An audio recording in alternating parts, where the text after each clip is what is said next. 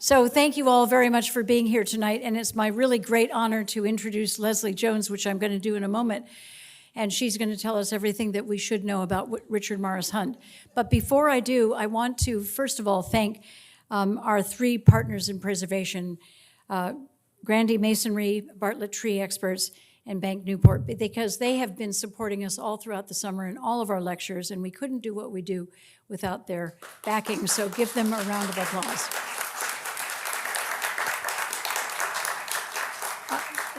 There are a lot of activities coming up this fall. You can see them on our website. Lots of children's activities, including Halloween and just lots going on, so please check in. But the thing that I really want to draw your attention to is the return of the Newport Symposium. We experimented with it last March. It was very successful. It comes back on the 6th and 7th of November. It's selling out fast, so if you are interested, please sign up quickly. It is an exploration of the impact of France in Newport, and some of the speakers include Mathieu Deldic, who is the curator and director of Chantilly in France. If none of you have ever been, please try to see that magnificent building and gardens and stable and lots of other things. Bob Shaw, who you have heard from before. He is the Emmy Award-winning set designer behind The Gilded Age, the TV show, the only person who from that show has won an award. And he's going to come back and talk about what inspiration he got and how did he design the sets based on what he learned from France. So I hope you'll join us. So Leslie Jones is our Chief Curator and Director of Museum Affairs. She has been with us for almost 7 years. She has done a phenomenal job in growing our curatorial presence, not only in Newport, but within the museum world around the country and around the world. And she is the creator, the inspiration behind this exhibit.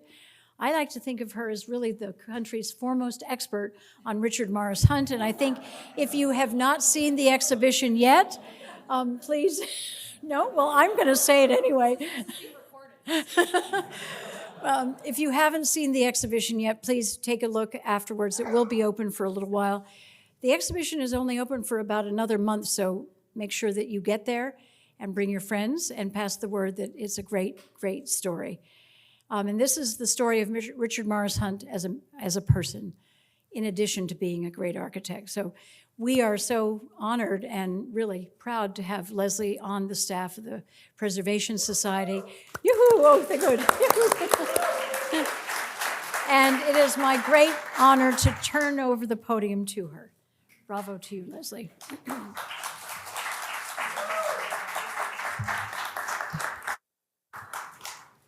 Okay, before I start, I also want to give thanks to a person who I think is the foremost expert on Richard Morris Hunt.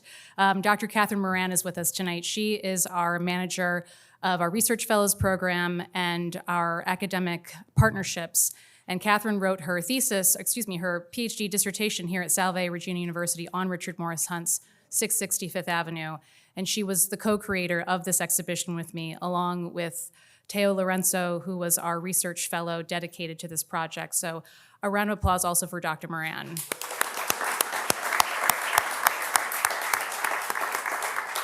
And before I begin while we were at the reception, a question came up about where the origin of the Happy Birthday song came from. I'm looking at you, Mr. Grosvenor. It turns out it's a Gilded Age song, and it was written by, and now I'm forgetting their names, Patty Smith Hill. Okay, I'm not gonna forget that one. And I say that because in the audience tonight is my father-in-law, and it's his 77th birthday. So happy birthday to my father-in-law. And somewhere, there he is, right in the back. He could have been playing court tennis tonight, but he's here, so thank you. So it's my pleasure to take you into a closer look of Richard Morris Hunt, the exhibition upstairs. There's so much information about this man that needs to be shared, but there's not enough pages in a book, and there aren't enough inches on a wall for us to really nail down exactly who he was and why he made such an important impression on the American cultural and built landscapes. So I'm going to take you a little bit behind the scenes of the exhibition. some of the work we hope that we could have included but didn't have the opportunity to. So you'll really get an insider's view about how we look at Richard Morris Hunt particularly closely. This all started as a journey with the Library of Congress's collection. And if you haven't heard this story yet, well, you're welcome in advance, but if you had heard this story, I'm sorry. Richard Morris Hunt, when he passed away in 1895, his wife, Catherine Howland Hunt, assembled his papers.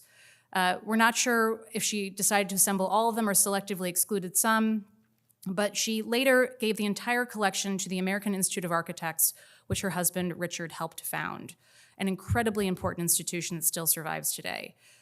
Those materials stayed with AIA, as it's better known, at the Octagon House Museum in Washington, D.C. for nearly a century, before I think the AIA realized they're better architects than archivists, and they gave the entire collection to the Library of Congress, which this is the great reading room here at the Library of Congress behind the images we're seeing here. And in that collection, a few highlights that I have here are Hunt's detailed personal notes on his projects. There are the sketches that he prepared for his clients, as well as the working impressions he had from a series of voyages abroad and his time as a student at the École des Beaux-Arts in Paris. Now, looking at someone's sketches that are unfinished might not seem that extraordinary, but they give you a window into the soul of this person. And as we stated from the beginning, this exhibition isn't about what the man made, but what made the man.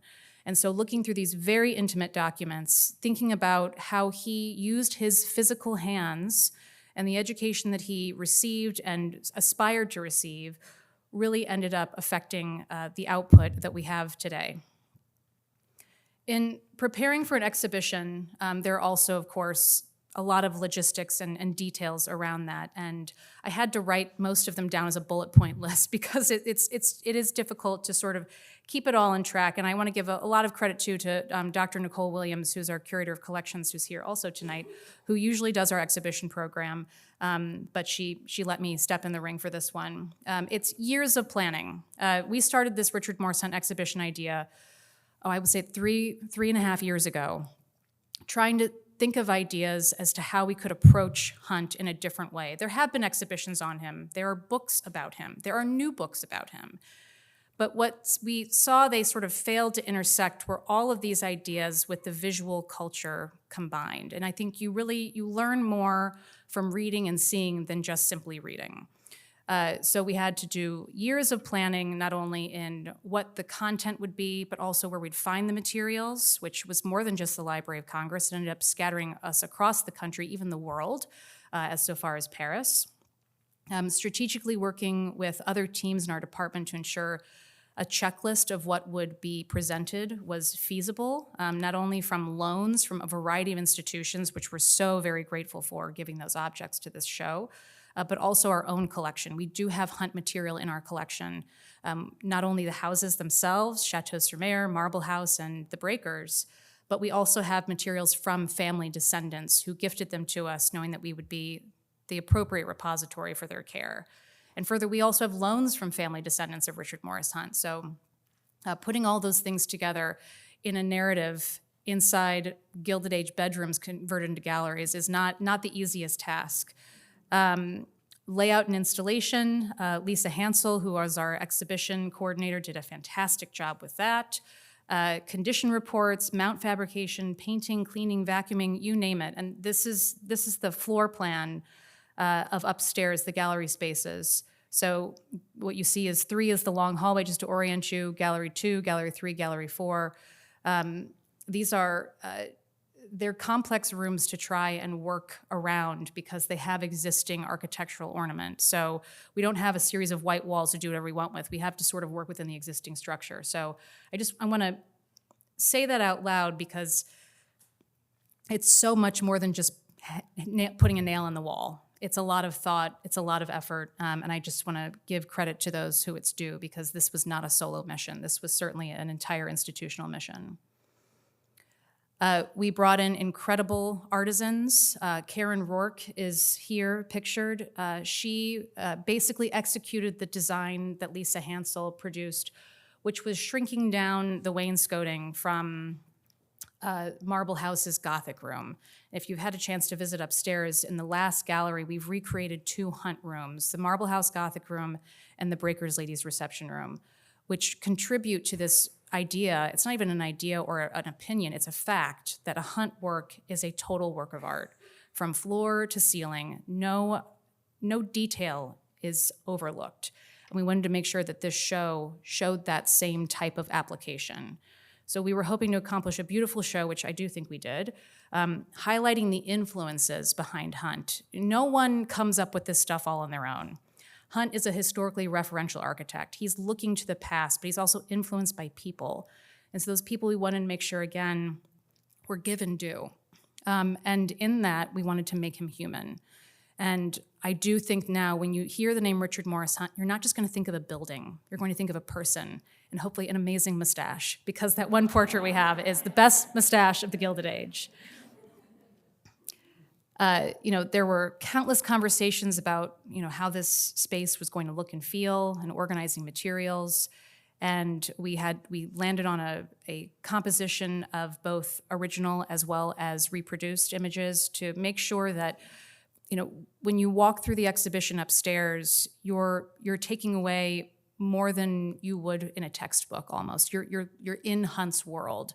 And so I think that the style in which we were able to produce these materials really is effective in that way. And it also, again, brings Hunt down to this level where we can understand him, even though he's over 150 years prior to our lifetime. I wanted to find something substantive also from a reliable source that helped describe the family at the time. If you haven't experienced the exhibition yet, we talk about literally the who, what's, and wheres.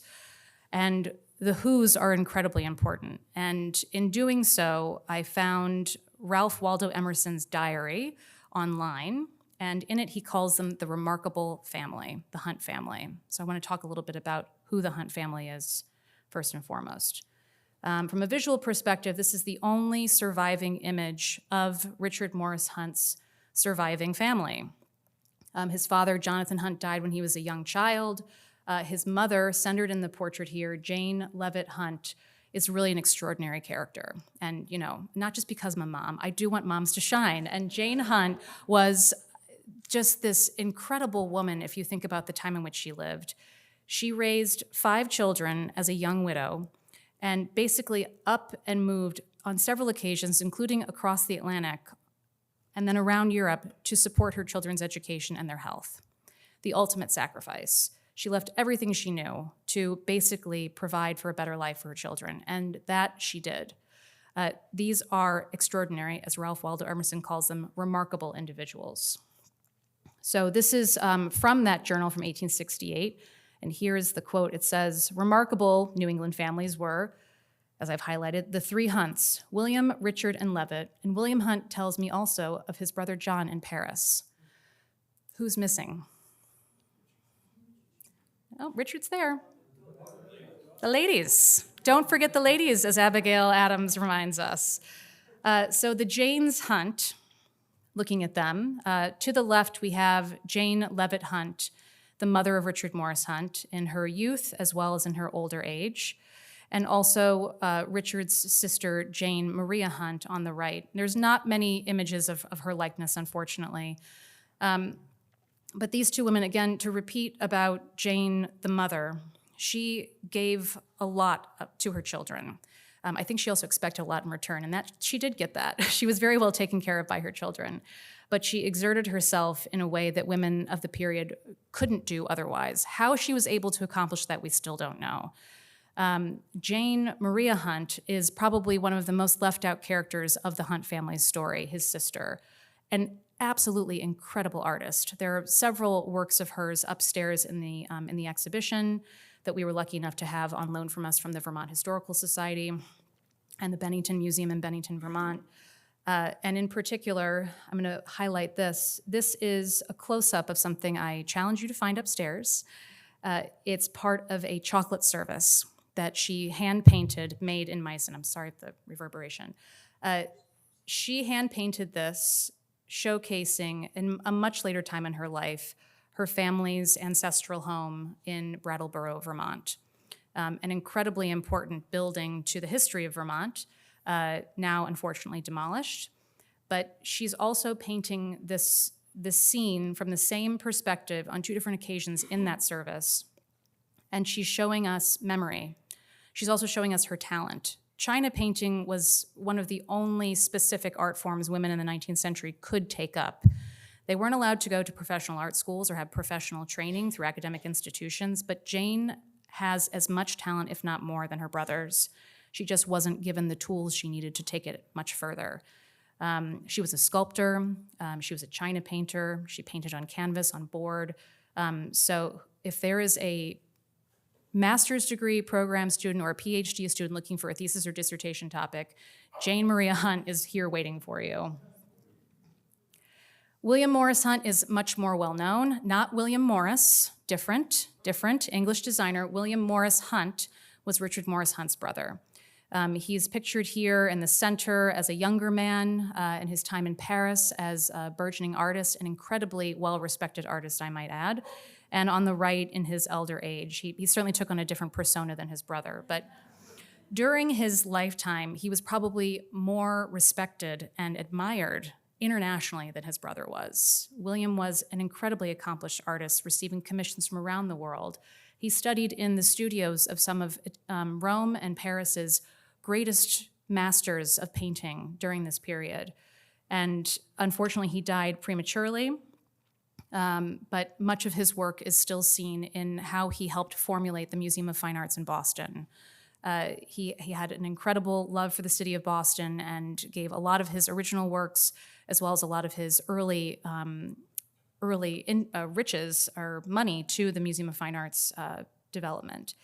And behind us in this is an 1879 study for a mural that was supposed to be at the Assembly Chamber of the capital of Albany in New York. It was completed in 1879, the actual mural itself, but was torn down a few weeks later because of structural instability in the building.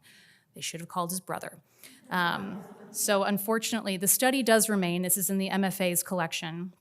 But what we have upstairs on loan to us from the Newport Art Museum is the plaster cast, the bronze cast of the sculpture he created based on this great myth, the Flight of Night or the Horses of Anahita. Now, it's a Persian myth, and it also, he was inspired by this because his brother Levitt created a beautiful poem that he had sent to him in the mail. And so he found this to be an incredibly important, meaningful part of history and chose to represent it in a whole host of ways that now exist in painting form at the MFA Boston, sculptural form at the Isabella Stewart Gardner Museum, the Newport Art Museum, and the Metropolitan Museum of Art. So don't sleep on William Morris Hunt. Jonathan Hunt, John as they called him, was a little less written about, probably because he was a bit naughty, but he did end up devoting his life to medicine. As his 2 older brothers, William and Richard, went to the École des Beaux-Arts in Paris. William did not go to the École des Beaux-Arts. Richard went to the École des Beaux-Arts. Jonathan was a student at the École de Médecine, so he studied in Paris's prestigious medical institution and dedicated his life to serving the middle class and poor in Paris, which there were many of during his lifetime because of massive displacement by Napoleon III and his razing of most of the city. Jonathan married and had 1 child and had a mistress and another child. So we'll leave Jonathan at that. Levitt, also an unsung name in the Hunt family, even though Ralph Waldo Emerson includes him in his diaries. I want to note here too, the painting you're seeing is on view upstairs, and this is also a painting by Jane Maria Hunt, his sister. So I'm just trying to show you, somebody go research Jane Hunt. Levitt went on to study law and had 2 law degrees, one in Paris, one in University of Heidelberg, and then also from Harvard later in his life. But in the interim, he traveled across Europe and North Africa with a very well-known sculptor of the time, Nathan Flint Baker. And the 2 of them, with early photography equipment, were the first to really capture Egypt on film. And in the back, you can see, the back images of this, you can see two of those such images, one of Karnak in 1852 and the other of Petra in 1852. It's hard for us in 2025 to understand just how important this was. Film was a new technology. It was not reliable. They were basically riding horseback and on the back of camels through Egypt with native guides. They knew how to maintain their materials, how to maintain the film before it was being processed. And when they did finally produce these materials, they were sent all over Europe because it was this explosion of information about Egypt. It also captured Egypt before it, post-Napoleonic destruction, but also in the midst of its real integration in the 19th century with Islamic architecture. So there's this moment in time that he's capturing, and he receives, a lot of accolades for this, but decides that law is more important for him. His works are in the Nelson Atkins Museum in Kansas City, the Metropolitan Museum of Art, Library of Congress, the Bennington Museum of Art, and the Museum Ludwig in Cologne. So these works are still incredibly relevant today. I should also mention that he's the only Hunt that served in the Union Army. He was a colonel in the Civil War, and he provided a lot of inspiration for his brothers who did not serve. In fact, Richard was kind of a draft dodger. He went to Europe, so he didn't have to fight in the army. But Leavitt was, again, an incredibly admirable individual. And not to be forgotten is also Richard's wife, Catherine.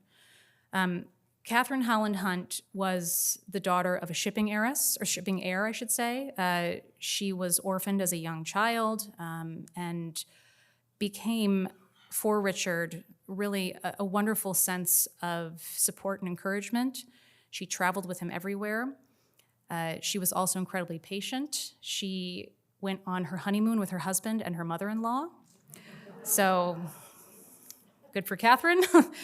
But she also really helped prop up Richard Morris Hunt's career. She had an established circle of friends and a society in New York City when Richard was still trying to figure all of that out. His return from Paris and being a student at the École des Beaux-Arts, he knew how Paris architecture worked, but not how New York architecture worked. And so Catherine undoubtedly was one of those individuals, as they got to know each other and got married, helped him with introductions that, afterwards his work and his personality spoke for himself. On the left are some of the pages from her memoir or her biography of Richard Morris Hunt, which has gone unpublished, which I think is a huge shame. It's in the Library of Congress's collection. You can find it on their website and download it and read it yourself. It's worth a read because she is recounting things that his papers otherwise don't tell us. It's the Rosetta Stone of Richard Morris Hunt's life. And it brings together all of these wonderful details about their travels, about their children, the ways in which he was a thoughtful husband, what he had phobias of, including riding horseback, and a whole host of things that, again, really make him human. So bravo to Catherine Howland Hunt for taking that time and preserving her husband's legacy in written form, as well as all of the materials that could have otherwise been scattered through generations that we now use to better understand him, as well as the buildings that we preserve. In the center is the likeness that her brother-in-law, William Morris Hunt, painted of her and her young son, Richard Howland Hunt. The Richards, the Howlands, the Hunts, this all gets very confusing, but you'll figure it out eventually. She was also a subject and a muse for her own husband, Richard Morris Hunt. On the center left, the pencil sketch is a sketch that he did of her while they were in Paris on their honeymoon. And then also a society portrait of her by an unknown photographer. And then their children, really in the same spirit that Richard's mother, Jane, exerted herself in the development of her children's talents. Catherine and Richard did the same for their own two children. Of particular note, on the left is Richard Howland Hunt, and on the right, Joseph Howland Hunt. Their father, again, was the first American to go to the École des Beaux-Arts Academy in Paris, and they followed in his footsteps, both also graduating from the École, along with many other prominent Gilded Age architects that we know today. And Richard joined his father's architectural practice right before he died in 1895. And in fact, we've now found some documents that show him writing on his father's behalf from his studio to clients such as the Vanderbilts at the Breakers. So he was contributing to these really incredible buildings that we know today. And he and his brother Joseph, again, the larger image on the right, partnered to form the firm Hunt and Hunt, which went on to be an incredibly important architectural firm in New York City and Boston and even here in Newport. Alva Vanderbilt Belmont, of course, had hired Richard Morris Hunt to create Marble House, and then she hired his sons to create the Chinese tea house on the back lawn of Marble House. So she was very dedicated to the Hunt family.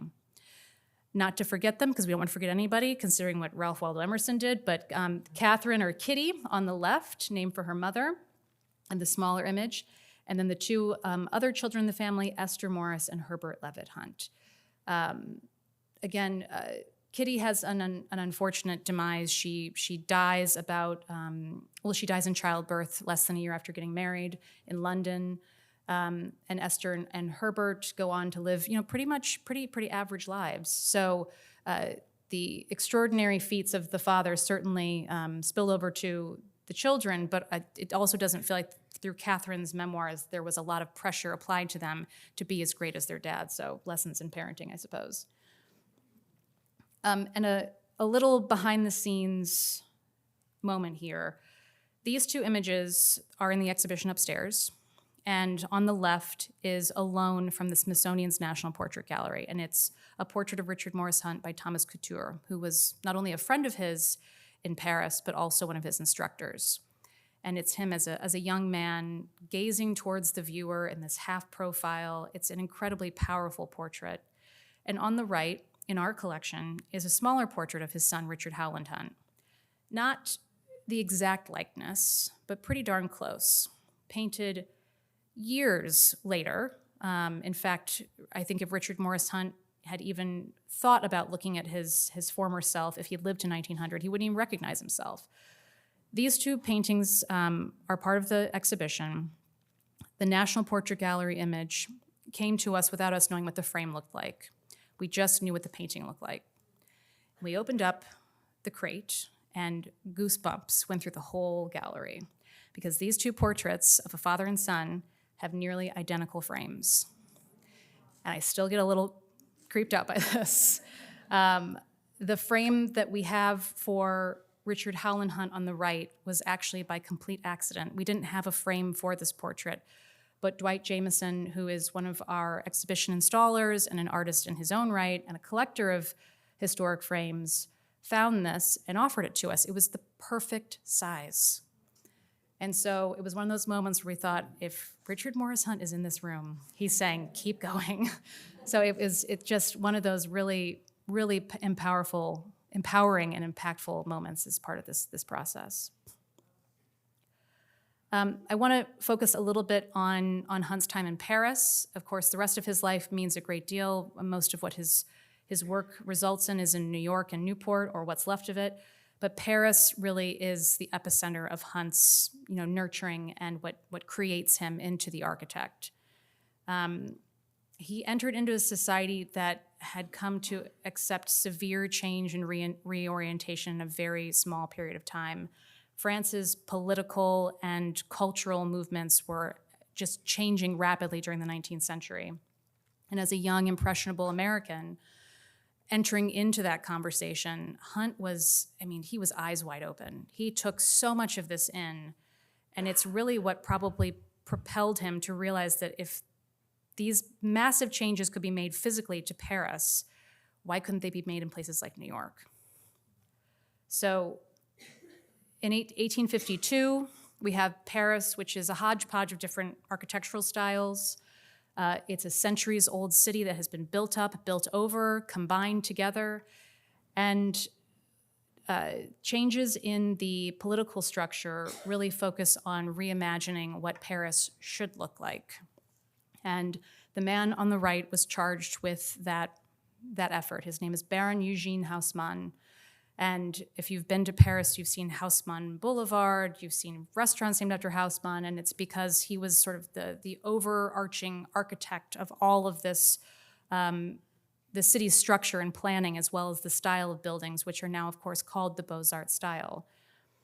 He was employed by Charles Louis Napoleon Bonaparte, otherwise known as Napoleon III, who's pictured here.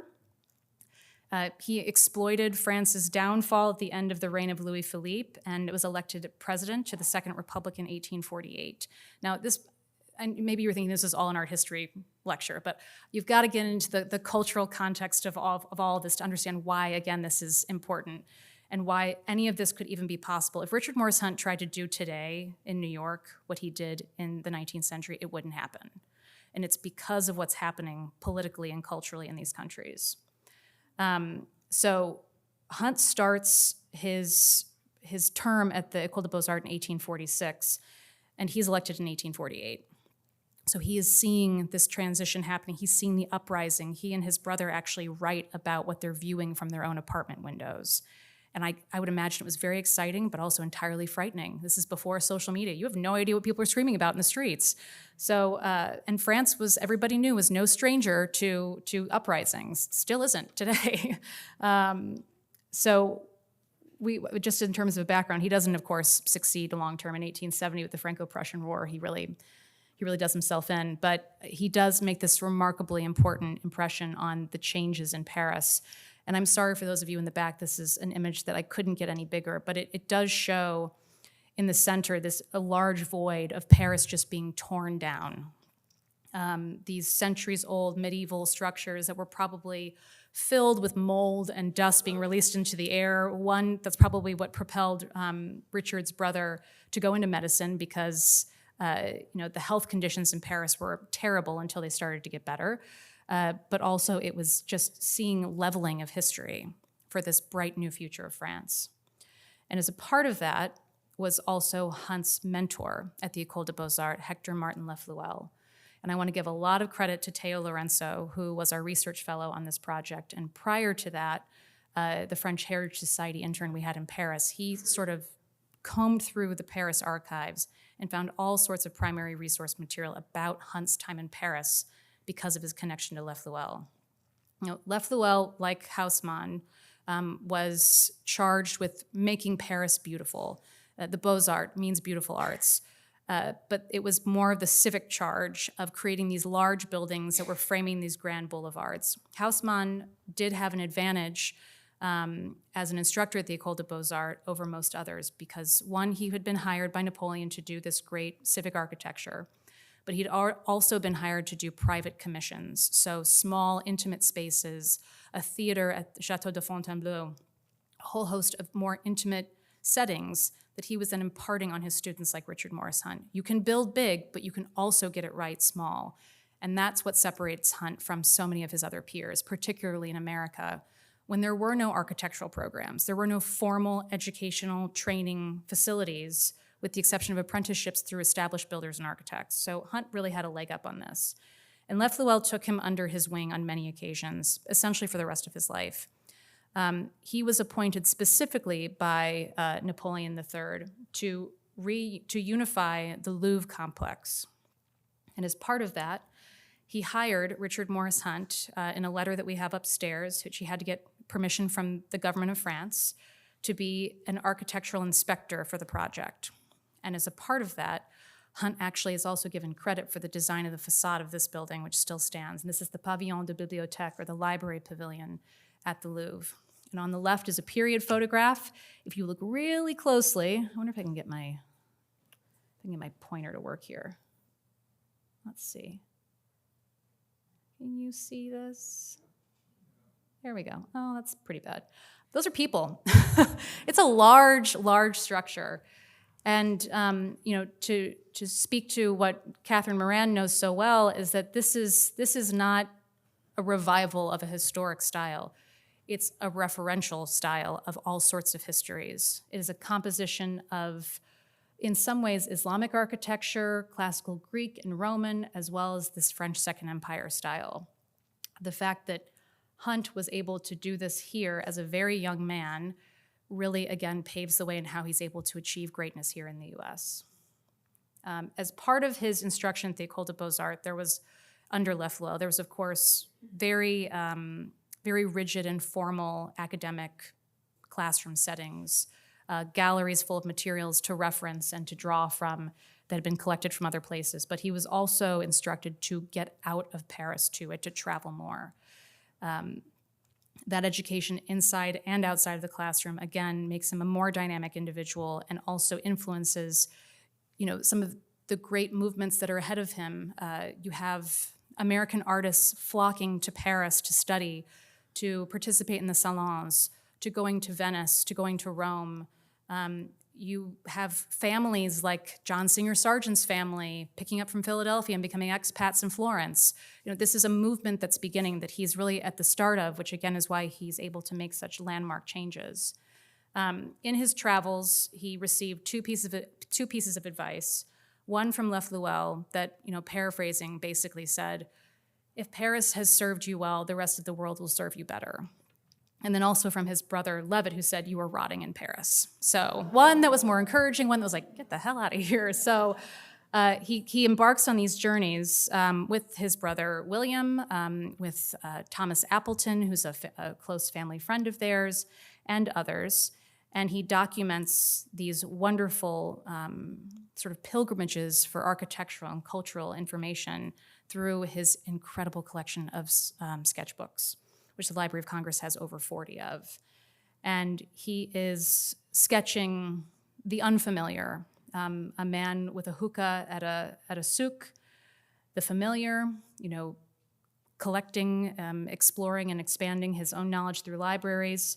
His friends, this is sort of hard to note, but it's one of his friends studying at the École des Beaux-Arts, and of course, man's best friend. So it didn't matter what was in front of him. Hunt was literally so hungry for information that he would just sketch things really quickly. And these impressions resulted in so many wonderful variations of architecture that he introduced to the US. Including people, their clothing, their style of sitting, the colors of their clothing and their surroundings. He also, of course, did the exteriors of buildings.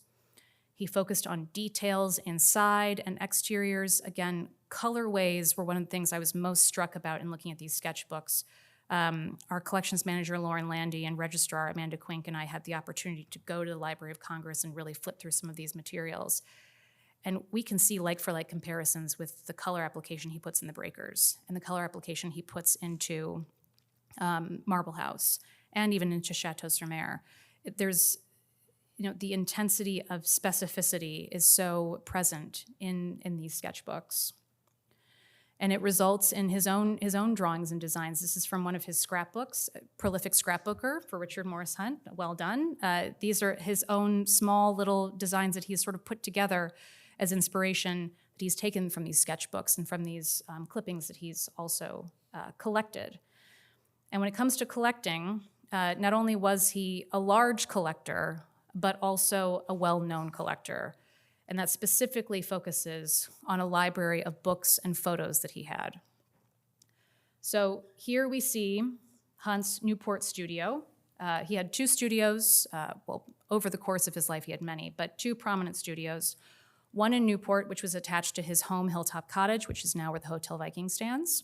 The other at the 10th Street Studio in New York City, which was one of his first and most prominent projects. It was also the first dedicated space for artists in New York. And it housed some of the greatest names of art history of the 19th and early 20th century. That, of course, is also gone. But in here, we have his collection of books. And this gets so well known about, his collecting of books, which his wife also talks through in her unpublished biography and in some letters that do survive. As a young student, he actually formed with his brother what they called the Out of Money Club, because as soon as they got their allowances from their father's trust in Brattleboro, Vermont, they spent it all on books. And that sort of transitions to these incredibly rare volumes that he also purchases, Architecture François, the 7 Lamps of Architecture as well, and not just books, but also collector's volumes, books with provenance that were owned and referenced by other great architects of the era. And just a little side note here on the right, we have a book plate that was later developed for his library collection that we feature upstairs. And this is Richard Morris Hunt depicted as a stonemason. And it's It's based off of an actual sculpture of Hunt in this likeness that got perched on top of 660 Fifth Avenue, William Vanderbilt's house, as a tribute to the architect. And we actually have the sculpture, the plaster cast of it upstairs in the exhibition. I've got to leave some things to get everybody upstairs. In having this library, it wasn't just that it was known by his peers, it was also published. James Wynne wrote a book about the great library collections of New York in 1860. And in it, Hunt has a whole chapter just about the books he's collected. It's described as particularly rich in architecture of different nations, which makes perfect sense for what we know about Hunt, constantly trying to reference other cultures, communities, and bringing them together in one building. And the last entry of the chapter describes the interiors of his library, which no images survive of, unfortunately, the actual physical library he had, not just what was in his studio. But it talks about how he had collections containing many interesting relics of Egyptian, Roman, and Grecian antiquity, is particularly rich in specimens of more modern art illustrative of different epochs, among which are many articles of household furniture, as curious clocks of different ages, and articles of domestic use, et cetera, et cetera. He was a collector, and that is very evident in that library with the objects he collected, the books he collected, and also in the photography that he collected. So I'm just going to have 3 small examples here of some of those photos. Again, they're upstairs in the show. On the left, and I should mention too, he was not the photographer. He collected the photography. And these were organized, according to his wife, in his own ways of putting together styles or inspirational avenues that these photos would take him in. But on the left is the exterior staircase at the Château de Blois in France. You have the Petit Trianon in the center, as well as a newly created building, the Opera Garnier in Paris, the Fontaine de la Pitié. These, you can tell through photographs, are directly referencing the work that he does here in Newport and for the Vanderbilts. So on the left, you have the Biltmore, but he makes that exterior staircase an interior staircase. Let's just go back, look, yeah, okay. He has the Petit Trianon marble house, and this beautiful grotto at the Opera Garnier he does at the Breakers underneath the staircase. Again, he is so all-consuming in just constantly feeding himself inspiration. And it's so fun to go through those materials. And whether he knew it or not, he was constantly looking back at those experiences through his visual dialogue to bring those ideas to the 19th century America. He also was a prolific plaster cast collector. And we see here again in his Newport studio, oh, here he is. You see this guy on the right? That's upstairs. So that's the plaster cast of Richard Morris Hunt as a stonemason. The actual physical carved sculpture that was put on top of the house was taken down when the house was destroyed to make way for Bergdorf Goodman, and is now at the Vanderbilt Museum on Long Island, so worth a pilgrimage, but also too heavy for us to bring up the stairs of Rosecliff. But these plaster casts, that even though these are quite small, were a huge part of Hunt's collecting habits. And that stems from architecture, but also what converts into his idea of education in the US. For many, plaster casts present an area of challenge in the contemporary mind of what designates art. I mean, plaster casts are in essence copies, so what makes them so great? And that also existed in the mind of 19th century Americans and even Europeans, but it became a necessary avenue to further create this sort of global idea of what good taste was, and that was by copying works that were deemed good taste. So Hunt, in his passion to help educate the public, is one of the early founders and co-signers for the creation of the Metropolitan Museum of Art. And this is the early plaster cast hall at the Metropolitan Museum of Art, which at one point numbered in the thousands. And he himself had very generously gifted to this collection over many, many years. And as you can tell, they're mostly all architectural ideas. Plaster casts allowed for architecture to become mobile. It allowed for great works to be transported across borders without ruining the original. It allowed an architect in particular to bring ideas and designs down to their eye level, which otherwise might be too high for someone to experience, such as the columns of capitals. And in this sort of artistic form all on its own, not only were there master plasterers, there were also people that painted the patina on the plaster casts of what they actually witnessed. So if you see upstairs in the exhibition, some plaster casts or the reproductions we've had to make are darkened. They have what looks like soot on them. Well, plaster, when you finish, is pretty white. It doesn't really have much of a tonality to it, but artists were actually applying the first generations of industrial pollution that had attached itself to this architecture because they wanted it to look so authentic. It was just like seeing it in Paris. So Hunt himself becomes a huge collector of these. He and his good friend Henry Marquand helped create this collection at the Met, which continues for many, many years until around the 1970s. It is now mostly disbanded, and most of the works in the collection are actually at the Institute of Classical Architecture and Art in New York, who generously loaned objects to us upstairs, and Morehouse College, which is a historically black college and university. It's an incredible collection. And I'm going to segue a little bit because I really wanted to talk about this in the exhibition, but I didn't have the chance to. And Catherine kept telling me, Leslie, this is so boring. You can't put this in the exhibition. But I'm gonna have my soapbox moment. And it's about this convention in 1867. So Sir Henry Cole was the first director of the South Kensington Museum in London, which is now the V&A. And he brought together a group of princes, of dukes, of diplomats in Paris in 1867 to sign a treaty, essentially, that plaster casts were acceptable modes of sharing culture. They were trying to prevent each other from doing what they had done to other cultures by plundering them and taking away. So they were creating a treaty so that you could freely go copy these works and bring them back to the South Kensington Museum, the Metropolitan Museum of Art, the Louvre.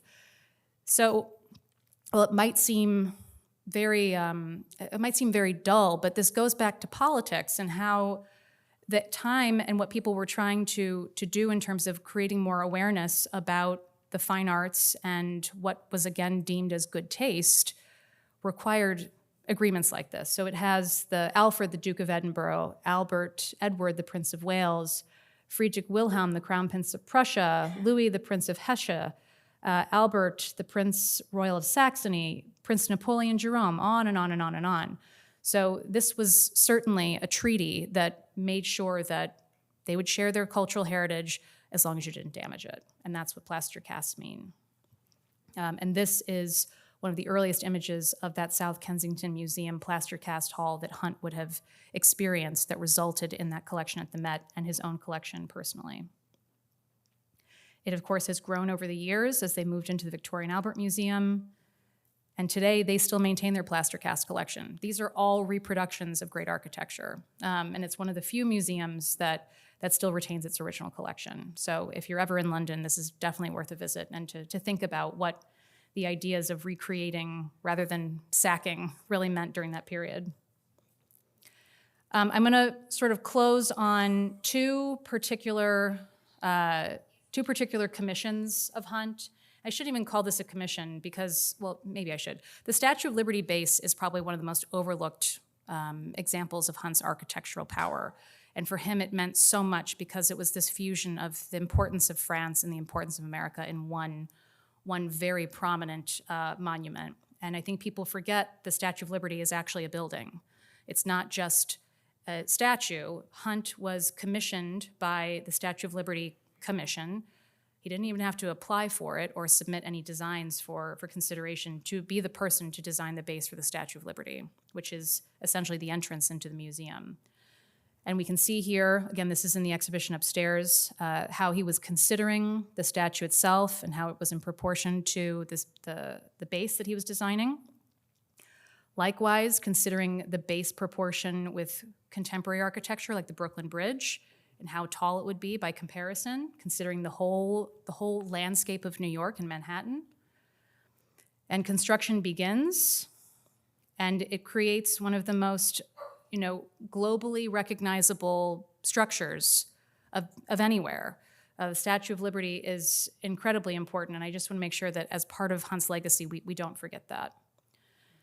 And then bringing it all back home again to 660 Fifth Avenue. Today, again, this might not seem like that extraordinary of a place, but Richard Morris Hunt's putting a French Renaissance chateau on a street corner in Manhattan. This is revolutionary. This is odd, but he makes it work. And because of this building, all of New York transforms. He's studying incredible works of architecture. He's visiting these places, which, a plug for the symposium again, Mathieu Deldic will talk about how the Vanderbilts went to Chateau de Chantilly to look at their architectural opportunities. And you can see here, even Hunt is sketching the foliage and the landscape around it. He is taking this centuries-old idea and, again, plopping it in between cobblestones where horses are coming by on carriages. There's no landscape to contextualize it. He has to shrink it down and make it work in an urban area, and that is revolutionary. Also, a little behind the scenes here as well. These panels upstairs in the gallery are from the dining room of 660 Fifth Avenue, again, before it was torn down. And I was driving my kids to a birthday party and got a text message from a friend of mine in Maryland that said he just bought these at auction and would I want them for the show. So we deleted a whole wall of other things to get these panels, because this also speaks to how involved Hunt got in a project. Much like in the way that we created the exhibition design, we wanted it all to feel like a whole work of art, that no detail was overlooked. And this also speaks to how Hunt, again, viewed his practice as an architect. He relied on artisans to make the interiors beautiful. He relied on designers to collaborate with him. These are Hunt buildings, but there's so much more than that. So these two panels representing dozens that were in the dining room are some of the few artifacts that survive from that house being torn down. So we're very, very lucky to have these here. And then two major institutions, as I mentioned before, that Hunt sort of turns his personal ideas of architecture into personal ideas of education, are the Lenox Library here that he did for James Lenox, which was one of the first publicly accessible private collections in America. This stood where the Frick collection now stands. Henry Clay Frick tore it down, unfortunately. But in developing this particular building, this is a schematic of the interior, the elevations of the various levels. Hunt also contributed to this collection. What's here is the Hunt Lenox Globe, created around in the 16th century, and it's thought to be the first cartographic depiction of the Americas on a globe. So he is not only, again, building these great buildings for his clients, but he's contributing to the materials inside of them. And again, just to wrap up on the Metropolitan Museum of Art, an original founder of the institution, also the architect of its Fifth Avenue facade. He dies before it can be realized. He creates the design in 1895, and his children, Richard Howland Hunt and Joseph Howland Hunt, actually complete this in his honor in the early 20th century. And it becomes, and still remains today, as one of the most important educational institutions for material and visual culture and fine art. So with that, I leave you with our sort of outro. Oops, how do I do this? I need to get out of the, I need to get out of the pointer. Maybe I'll just do this. There we go. Okay.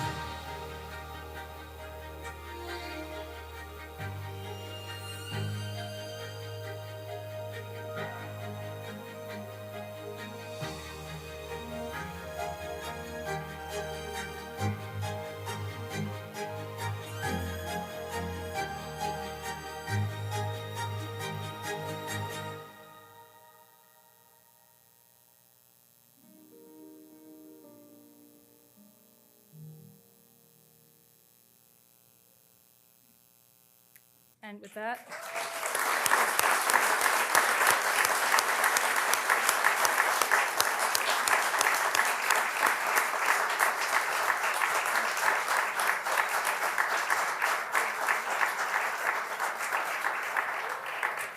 lots of people to thank. And there was a question asked of me at the beginning of all of this to give you a list of all of Hunt's Newport projects. And so there it is.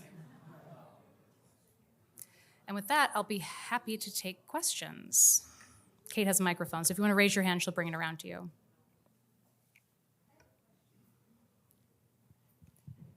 Thank you for being the first, Rebecca. Thanks. That was really great. Thank you. I'm just curious about the criteria to gain entrance into the École des Beaux-Arts because I just learned this evening that Hunt was rejected on his first time. Mm-hmm. So what was his early education like? What was he doing to gain entrance, and what was that like? Yeah, so from what we know, he did attend for a short term an architectural program in Switzerland before he applied to the École des Beaux-Arts. There's a diary upstairs, his 1845-46 diary, where first and foremost he's practicing his French. And then also it's not just simply the design of architecture, but the engineering. And at that time, there is such a fast-paced, evolving culture in materials, the steel industry developing, new technology in the manufacturing of bricks, brick size, the type of uses of bricks, also new and interesting ways of importing materials to create structures.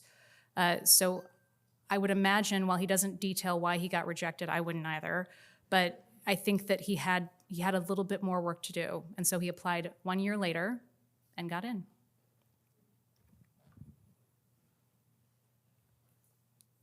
Oh, okay. Sorry, go ahead. Leslie, that was really wonderful. I'm noticing in your legacy there that there's quite a bit of mention at Island Cemetery, and you and I have talked about this. Mm-hmm. Would you talk a little bit further about it, since Yeah. people can go visit? Yes, so Richard Morris Hunt is buried here in Newport at the Island Cemetery along with his wife. And it's one of the, again, he did not write down why he wanted to be buried here. His will is also at City Hall if anybody's interested. But Newport, I think, came to mean so much more to him than just a second home. He had clients here. It's where he met his wife, Catherine, on Catherine Street. It's also where he joined a number of intellectual societies that became incredibly important to him. He fostered a great deal of friends in Newport, and so to decide that this was his final resting place, I think means a lot, because his brother, for example, chose Brattleboro, Vermont.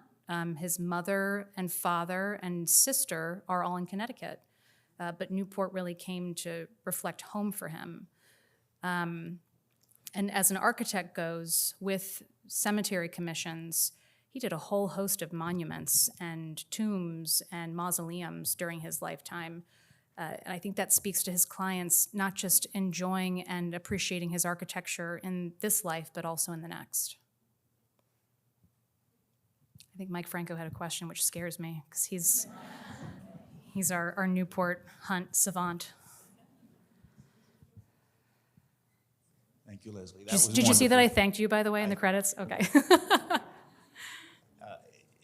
In terms of curating the exhibit, you're dealing with a massive amount of information Yeah.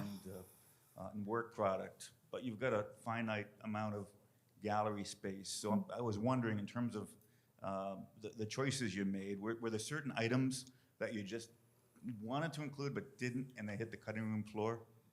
Oh, that's such a good question. Well, I think what made me most disappointed were the lists of materials that Hunt collected across his journeys that just don't exist. In his travels, there are some documents that showcase what he was sending back from a central location as he sort of circumnavigated all of northern Africa and the Near East and Europe, and that physical information doesn't exist. From a like a paper or ephemeral stance, I wish that we could show his entire diary, but we have to open it to one page. Because I think seeing his own handwriting and his own sketches are really, really remarkable. But one of the prized objects in the collection is probably, or in the exhibition, is probably one of the smallest, and it's his honeymoon diary. It's about this big. It's a fit in his pocket, and it's a day-by-day diary that he not only briefly details in a graphite or lead what they did, but also a sketch of what he saw. And so we have that opened up in the New York section upstairs to, again, detail this. He basically took his wife along with him and introduced her to this world that he knew, this world that he'd grown through. And it probably cemented their relationship more than anything else had. Any more questions? I've gone to the cemetery before to see one of the lectures. And his grave, though, is very simple. So who did that, and what was the decision on having a simple grave for himself? And why didn't he do anything grand and planned for when the day came? He did that, actually. So if you're not familiar, it's this very austere, tiered, and sculpted slab of granite. And it says Richard Morris Hunt and his birth and death dates, and then laborare est orare, which means to work is to pray. And if you also notice the way in which he lived at Hilltop Cottage and the interiors that his sister Jane documented, which we have images of upstairs, he was not like his clients. He had the wealth of a lot of his clients. I mean, he inherited a great deal from when his father passed away. His wife was also incredibly wealthy on her own. So it's not as if they couldn't afford, but I think that, in a relatable way, he prized experience. He prized mementos of these travels and of the life that he had lived thus far. So when it came time for his eternal resting place, it's hard to read his mind, but certainly I think he hoped that his buildings would stand the test of time, and that could be his monument.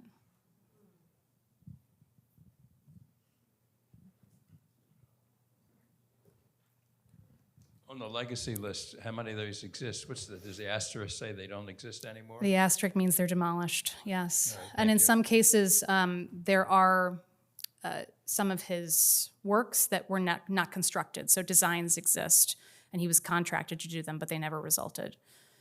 So, yeah. I think it was on maybe the first slide that had pages from his sketchbook. And I thought I noticed musical notation. Yes, there were musical notations. There was a little bit of everything. So he was a composer? That's a good question. I can't speak to his musical genius, but certainly it was a large part of his life. Again, in being educated in the arts, it wasn't just going to be one or the other, it was all the arts. I mean, that was what made a cosmopolitan individual in the 19th century, particularly in Paris. So I'm sure that he played a musical instrument. There's evidence of a piano in his home, but in terms of him composing, I don't know, but that's another paper for a student to write. And I'm sure also Mark Stickney, who's the head of Historic Music of Newport, would love to dig into that. Did anything surprise you about him? I mean, obviously you are so impressed by his life and who he was. Did anything surprise you? I mean, there are lots of things. Certainly his family surprised me the most. I don't think we take enough time to understand the families that these individuals of singular names come from and sort of what shapes them. I think that's very important. I think also the motivations of he and his peers in the development of places like the Metropolitan Museum of Art was very interesting. Taking it out of just the general idea of creating a beautiful museum, it also was about a culture that was very rapidly changing during the 19th century. Mass fluxes of immigration, the melting pot of New York City.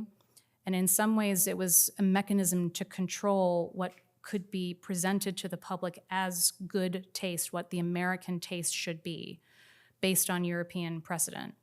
So it was done with great intention, but and for hopefully creating free opportunities for individuals who couldn't afford to go see something privately or whatever it be in the social circles of an individual with a private collection. So the intention was absolutely good-hearted, but it does, perhaps without them knowing, it leaves out some ideas that were also present at the same time. So I wonder what the internet would have done to Richard Morris Hunt. Should we leave it at that? Thank you Thank very you. much.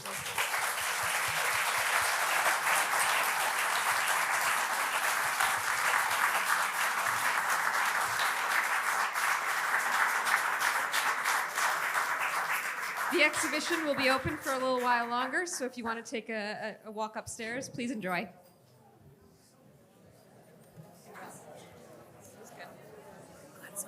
Thank you.